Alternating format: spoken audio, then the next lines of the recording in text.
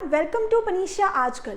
हम डिस्कस करने वाले हैं डेली करंट अफेयर्स में 8 सितंबर 2022 के कुछ इंपॉर्टेंट करंट अफेयर्स, जिसमें आपके सारे के सारे important and hot topics cover होने वाले हैं। तो चलिए स्टार्ट करते हैं पहली न्यूज़ के साथ। सबसे पहले जो हमने डिस्कस करना है वो है 8 सितंबर डे किस रूप में सेलिब्रेट किया जाता है। तो 8 सितंबर को हर साल मनाया जाता है international literacy day. International literacy day हर साल मनाया जाता है ऑन 8 सितंबर 2022 को all over the world. So the main objective of this day is to make people aware of the meaning and importance of literacy for individuals and society. मतलब हर इंसान को पढ़ाई एंड लिटरेसी का महत्व समझाने के लिए मनाया जाता है 8 सितंबर को इंटरनेशनल लिटरेसी डे। इस बार जो 2022 में सेलिब्रेट किया गया है उसका थीम क्या है? उसका थीम है transforming literacy learning spaces. Particularly international literacy day की शुरुआत कब की गई? तो यूनेस्को जनरल कॉन्फ्रेंस के 14th सेशन में कलेक्टिवली 26 अक्टूबर 1966 को ये डिसाइड किया गया कि हर साल 8 सितंबर को इंटरनेशनल लिटरेसी डे के रूप में मनाया जाएगा। इसलिए सबसे पहली बार इसका जो सेलिब्रेशन हुआ दैट वाज इन 1967। यूनेस्को के बारे में कुछ इंपॉर्टेंट हाइलाइट्स देखते हैं, जैसे कि यूनेस्को स्टार्ट किया गया था 16 नवंबर 1945 को। इसका हेडक्वार्टर्स है इन पेरिस, फ्रांस। टोटल इस टाइम पे प्रेजेंटली 193 कंट्रीज मेंबर हैं यूनेस्को की, एंड इसके जो प्रेजेंट हेड हैं इनका नाम है Audrey Azoulay. Moving on to next news जो हमने डिस्कस करनी है that is related to Netaji Subhash Chandra Bose statue. तो प्राइम मिनिस्टर नरेंद्र मोदी ने नेताजी सुभाष चंद्र बोस का जो स्टैचू जो कि राजपथ पे एस्टैब्लिश है अभी उसे अनवेल किया है। कुछ समय पहले ही मोदी गवर्नमेंट के द्वारा यह अनाउंसमेंट हुई थी कि राजपथ का नाम चेंज करके क्या रख दिया जाएगा? कर्तव्य पाथ। और उसी राजपथ के ऊपर है नेताजी सुभाष चंद्र का स्टैचू, जिसका इनॉग्रेशन किया गया है by prime minister Narendra Modi. ये एक मोनोलिथिक स्टैचू है जो कि किससे बना है? ग्रेनाइट से बना है। इसका प्रेजेंट वेट जो है दैट इज 280 टन, जिसकी हाइट है 28 फीट एंड 2600 घंटे की मेहनत के बाद इस स्टैचू को बनाया गया है। इसके अलावा इस स्टैचू को किसी भी तरीके के डैमेज या फिर थेफ्ट से बचाने के लिए अलग अलग तरीके की टेक्निक्स यूज की जा रही हैं, जैसे कि साइनेजेस, लैंप्स एंड फाउंटेन्स। और इसके अलावा पुलिस भी वहां पर तैनात रहेगी एंड 80 सिक्योरिटी गार्ड्स की ड्यूटी भी लगाई जाएगी to protect this Netaji Subhash Chandra Bose statue. Next news जो हमने डिस्कस करनी है वो है 8 सितंबर को यूनियन मिनिस्टर नितिन गडकरी ने एक 3-day कॉन्फ्रेंस का उद्घाटन किया, जिसका नाम है मंथन का इनॉग्रेशन किया गया है बाय नितिन गडकरी। कहां पर? इन बेंगलोर ऑन 8 सितंबर 2022।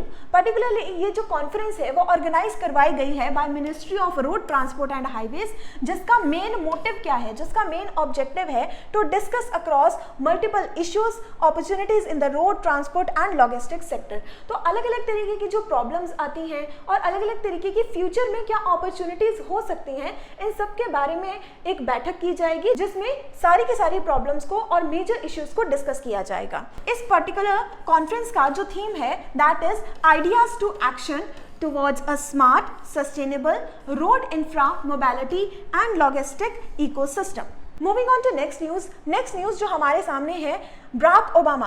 Everyone is familiar with this face. तो इन्हें अभी सम्मानित किया गया है by Emmy award. Emmy award दिया गया है former president of US named as Barack Obama for his narration in Netflix documentary, जिस डॉक्यूमेंट्री का नाम है आर ग्रेट नेशनल पार्क्स, जिसमें पूरे वर्ल्ड में जितने भी अलग अलग तरीके के नेशनल पार्क्स हैं उनके ऊपर एक डॉक्यूमेंट्री बनाई गई है। और इस डॉक्यूमेंट्री के नरेशन के लिए बराक ओबामा को मिला है एमी अवार्ड। इससे पहले बराक ओबामा को ग्रैमी अवार्ड से भी सम्मानित किया जा चुका है for his audio book named as the audacity of hope and promised land. Emmy award को पाने वाले बराक ओबामा दूसरे प्रेसिडेंट बन गए हैं यूएसए के। इससे पहले जिस प्रेसिडेंट को एमी अवार्ड मिला था उनका नाम है ड्वाइट एइसेनहावर, और इसके बाद सेकंड नंबर पे अगर किसी यूएस प्रेसिडेंट ने इस अवार्ड को अपने नाम किया है तो उनका नाम है Barack Obama. Moving on to next news है वेस्ट बंगाल से। तो वेस्ट बंगाल को दिया गया है इंटरनेशनल ट्रैवल अवार्ड 2023। 2023 का इंटरनेशनल ट्रैवल अवार्ड दिया गया है वेस्ट बंगाल को as a best destination for culture.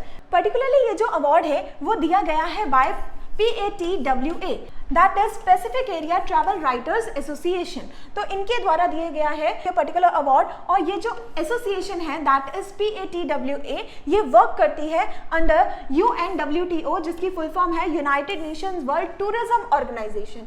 United Nation World Tourism Organisation इसकी पेरेंट ऑर्गेनाइजेशन है जिसके अंडर काम करती है PATWA, और उसने सम्मानित किया है वेस्ट बंगाल सरकार को। तो इस एसोसिएशन के बारे में कुछ इंपॉर्टेंट पॉइंट्स देख लेते हैं, जो एस्टैब्लिश हुई थी इन year 1998 to encourage the sustainable development and enhance the quality of travel and tourism।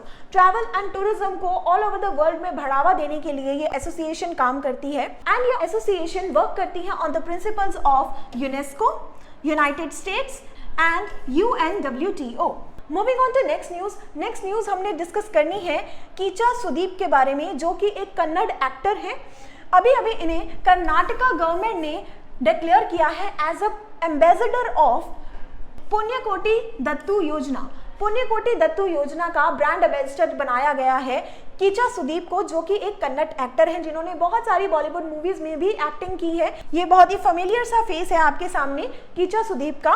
ये जो योजना है पुण्यकोटि दत्ता योजना, ये किसके लिए काम करती है? पर्टिकुलरली ये एसोसिएटेड है कैटल अडॉप्शन स्कीम के साथ। तो मेन एम क्या है इस स्कीम का? To encourage the adoption by the people for the purpose of rearing cattle in gaushalas and cow shelters. मतलब लोग ज़्यादा से ज़्यादा काउस को अडॉप्ट करें और उनकी देखभाल करें, इस एम के साथ इस स्कीम को लॉन्च किया जा रहा है बाय कर्नाटका गवर्नमेंट। तो कर्नाटका के बारे में फैक्ट्स देखते हैं। इनके चीफ मिनिस्टर का नाम है बिस्वराज सोमप्पा बोमई, और कर्नाटका की कैपिटल है Bengaluru. Moving on to next news जो हमने डिस्कस करनी है that is related to virtual cyber security exercise. India और यूके के गवर्नमेंट के बीच में ये वर्चुअल सिक्योरिटी एक्सरसाइज की जा रही है, जिसमें टोटल 26 कंट्रीज जो हैं वो पार्ट लेने वाली हैं। तो इंडिया की तरफ से नेशनल सिक्योरिटी काउंसिल सेक्रेटरीट जो कि है NSCS, और यूके के गवर्नमेंट ने कोलैबोरेट किया है विद BAE का मतलब ब्रिटिश एरोस्पेस सिस्टम। इनके साथ दोनों के कोलैबोरेशन के साथ एक एक्सरसाइज कंडक्ट करवाई जा रही है,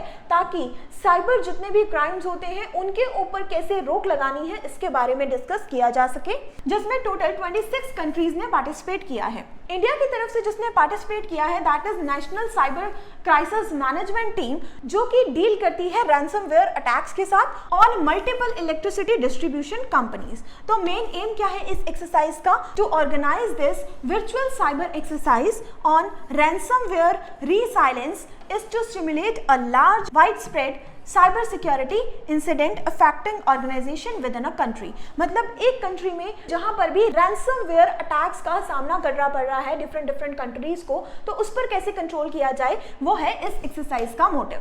आई होप ये सारी इन्फॉर्मेशन आपके लिए यूजफुल रहेगी। अगर आपको ये इन्फॉर्मेशन अच्छी लगी तो please like this video and subscribe to our channel. हम मिलेंगे आपसे इसी तरीके की इंपॉर्टेंट एंड इफेक्टिव इन्फॉर्मेशन के साथ। तब तक के लिए थैंक यू।